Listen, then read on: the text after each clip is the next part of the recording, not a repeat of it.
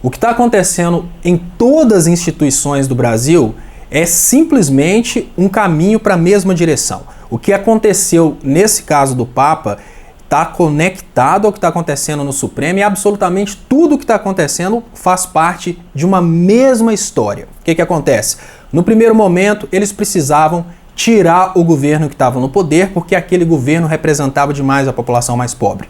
Quando eles conseguiram tirar o governo do poder, agora eles mudam as regras do jogo para ter certeza que eles não serão prejudicados pelas mesmas regras que eles utilizaram para tirar aquele governo do poder. Então você vê que pequenas nuances foram mostrando como as regras do jogo mudariam. Por exemplo, um dia depois do impeachment, as pedaladas fiscais foram legalizadas. E não só as pedaladas fiscais, absolutamente tudo que foi utilizado pelo grupo que assaltou o poder, automaticamente tudo que foi utilizado para derrubar quem estava no poder e colocar esse novo grupo no poder foi se tornando legal. Coisas ruins que foram utilizadas naquela época foram se tornando ilegais. É lógico, Léo, que o caso, por exemplo, da prisão em segunda instância só vai durar até depois das eleições. A gente sabe que é impossível manter uma lei de prisão em segunda instância. Isso é uma lei só para tentar evitar que o Lula seja candidato. Agora,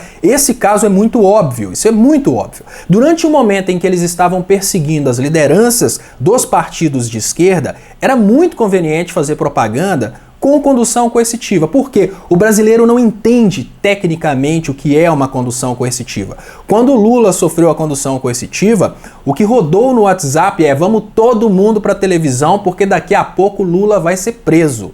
Ou seja, no momento em que uma liderança política é vítima de uma condução coercitiva, a moral dessa liderança política cai, porque eles não imaginam que um juiz fez aquilo para fazer campanha para o partido oposto. Eles não imaginam que aquilo seja uma perseguição política. Para o leigo, uma prisão coercitiva é como se fosse uma prisão depois do trânsito julgado da sentença. Para o leigo, uma condução coercitiva é a mesma coisa de ser culpado. Só que agora, Léo, as coisas começam a mudar. Quem seria vítima de condução coercitiva hoje seriam políticos do PSDB, porque eles estão sendo constantemente delatados e denunciados. As pessoas que seriam vítimas de condução coercitiva hoje são exatamente as pessoas que representam esse governo que está no poder, esse judiciário que está no poder e esse Ministério Público que infelizmente trabalha para os Estados Unidos. Hoje a gente vive uma realidade em que todas as regras vão mudar porque agora as regras não servem mais ao sistema.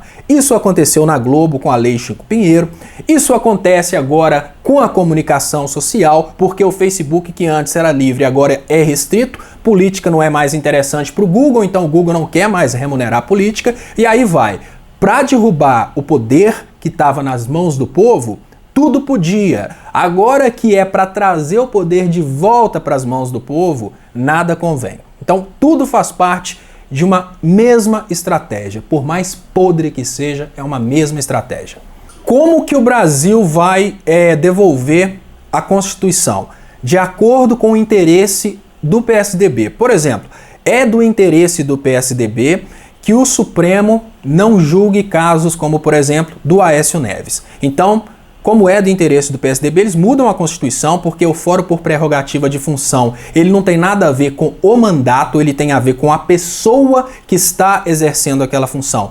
Então essa balela de que são crimes cometidos fora do mandato é simplesmente para dar mais tempo para o Aécio Neves. Não faz sentido nenhum. Qualquer pessoa que tenha um pouco de inteligência, por mais que você seja contra o fórum por prerrogativa de função, você precisa concordar que é de acordo com a função. Ou seja, a pessoa ocupa no Estado uma posição hierárquica tão alta que não existe de forma alguma a possibilidade dela ser julgada por um juiz de primeira instância. É a mesma coisa de você mandar uma criança prender um bandido dentro de uma favela. O bandido está tão armado e está tão acima da capacidade de uma criança conseguir chegar lá e prender esse bandido que você tem que criar uma situação de mandar o BOPE para a favela. Então, todas essas modificações só vão ser revogadas no momento que elas pararem de atender o PSDB.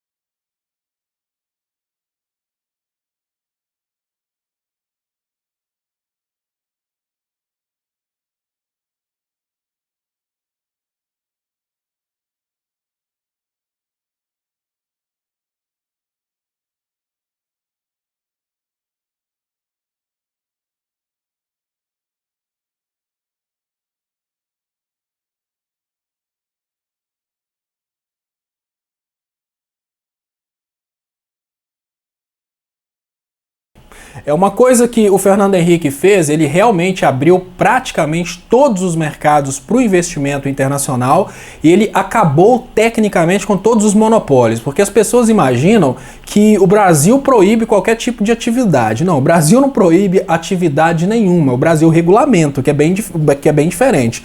Por exemplo, se um investidor internacional tiver interesse de aproveitar, né, quando a gente fala, só voltando um pouco para contextualizar, quando a gente fala de energia, a gente fala de uma matriz que é muito ampla, não é só o petróleo, é petróleo, gás, eletricidade, tudo.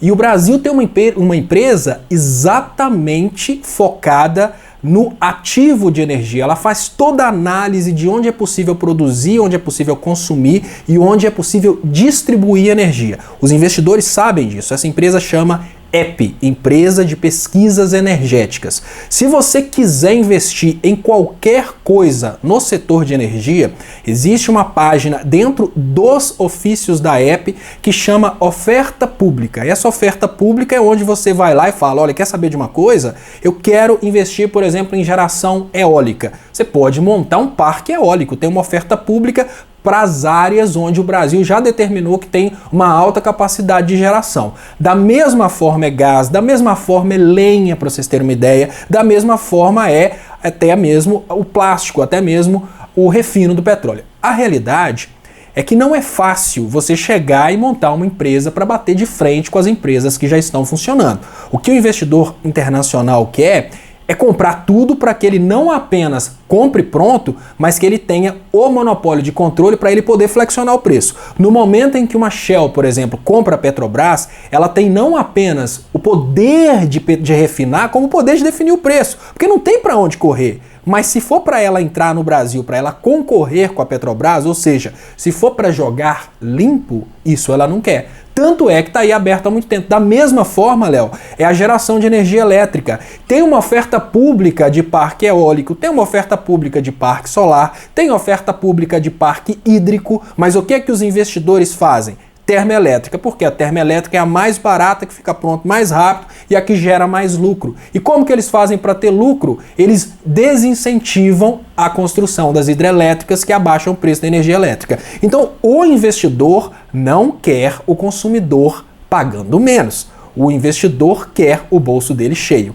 Então, cair nessas balelas de que vai privatizar para abrir o setor. Não, o setor já é aberto. Se eles quisessem, já teriam vindo. Da mesma forma é o transporte. Quando o cara fala que tem que privatizar o transporte dos Correios, já é, amigo, aberto, vem pro Brasil. Se você quiser, chama a UPS. Se você quiser, você pode chamar o FedEx para montar escritório no Brasil. Não precisa privatizar os Correios. Concorra com os Correios e faça diferente. Já que você acha que o Correio é tão ineficiente, investidor, monta a sua empresa aqui e quebra os Correios. A gente vai ficar muito feliz de saber que tem uma empresa fornecendo para o Brasil um serviço da mesma qualidade dos Correios e que essa empresa realmente atenda aos brasileiros de um preço melhor. Eu sou totalmente contra qualquer venda de ativos da Petrobras e sou totalmente a favor do fim do monopólio e do convite para o investidor internacional chegar e montar aqui. Mas quando o investidor internacional montar no Brasil, ele não pode destruir o que a gente tem. Isso que eu acho mais importante. Por quê, Léo? Em primeiro lugar, a gente não tem que pensar... É lógico que os petroleiros são muito importantes, a Petrobras é muito importante, mas a população é muito mais importante. Se for para o investidor internacional montar no Brasil para diminuir o preço no Brasil, ele vai diminuir o preço de toda uma cadeia de produção, isso é muito bem-vindo para o brasileiro. Agora, se for para o investidor internacional destruir o que a gente tem para depois ele controlar o preço e pôr o brasileiro para sofrer, isso não é bem-vindo. Então, quer abrir o setor, acabar com o monopólio que já não existe para o investidor internacional chegar no Brasil e do jeito dele conseguir montar a refinaria dele, pode vir, seja bem-vindo. Só que aí é uma coisa que o próprio engenheiro da Petrobras falou, como que o cara vai viabilizar, por exemplo, o transporte do petróleo do ponto onde o petróleo é retirado até o ponto onde ele vai trabalhar? Será que ele vai pôr essa via de dutos? Será que ele vai fazer tudo isso? É por isso que não vieram ainda, porque eles não querem construir um novo, eles querem comprar o que está pronto.